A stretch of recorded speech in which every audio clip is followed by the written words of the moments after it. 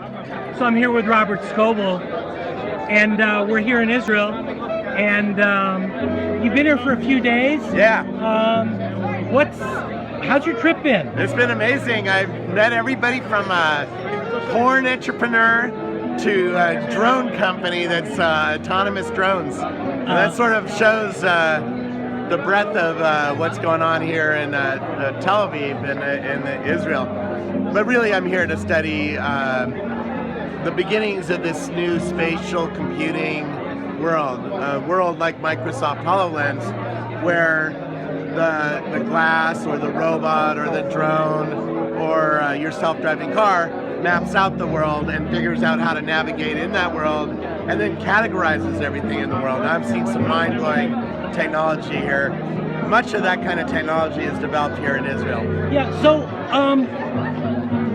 what makes it, you were here 2 years ago with the wearables event.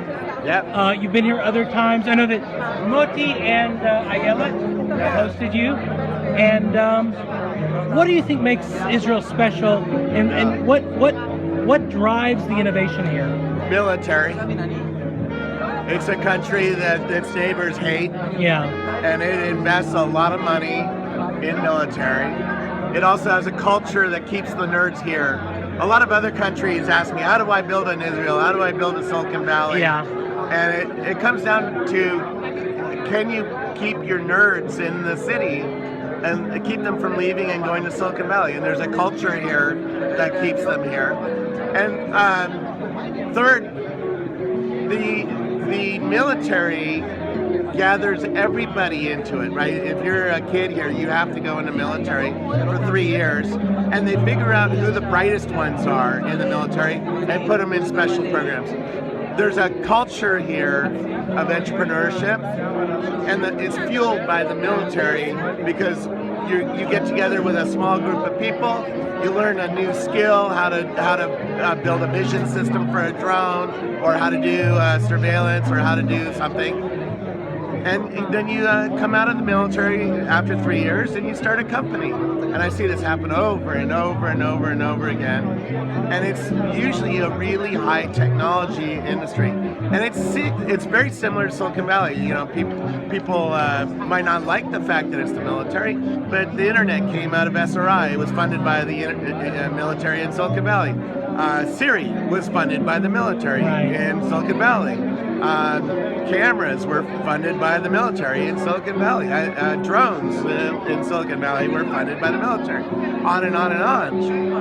And the military has the money to invest in innovation. And then that innovation comes out to the regular world. Anyways, there's so many interesting companies here in cybersecurity, sensors, machine learning, medical systems. And then you look at the research labs here that are overlaid, you know, whether it be General Electric in Haifa with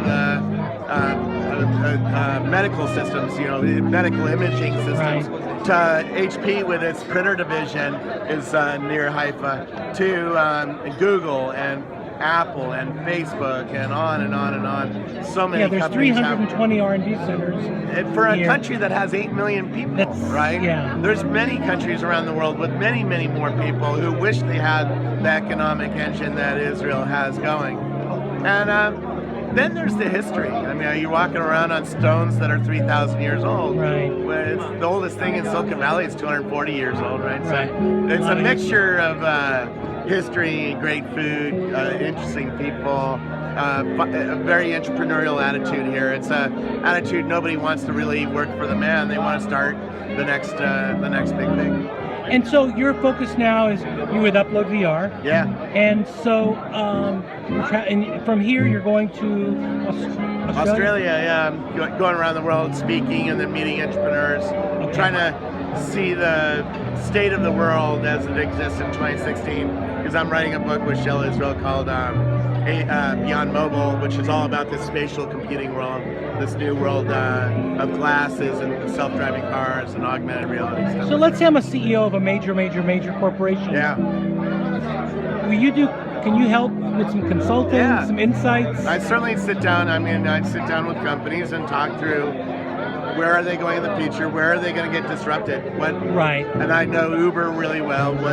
What is Uber going to do to you? What are these glasses going to do to change your customers' expectations? It's going to change a lot. So yeah, we'd love to talk through what's coming and how fast it's coming, because I have a pretty good idea now about the trend lines. That's why I came to Israel.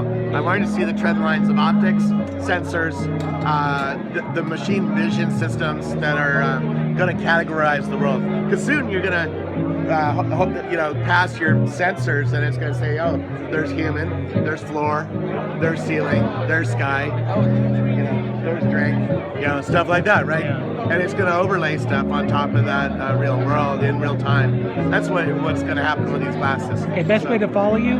Facebook, pretty much Facebook, but I'm on Twitter, LinkedIn, Google+. And you're blogging again? A little bit, yeah. I'm trying to rejuvenate all my channels and think about where the media is going. And I can help you with that too, but social media and the future of Snapchat isn't where my real passion is. My real passion is with this new spatial computing world that's coming at us. And that's going to bring us robots, it's going to bring us self-driving cars, it's going to bring us drones, autonomous drones that fly around and navigate around spaces and deliver packages, right?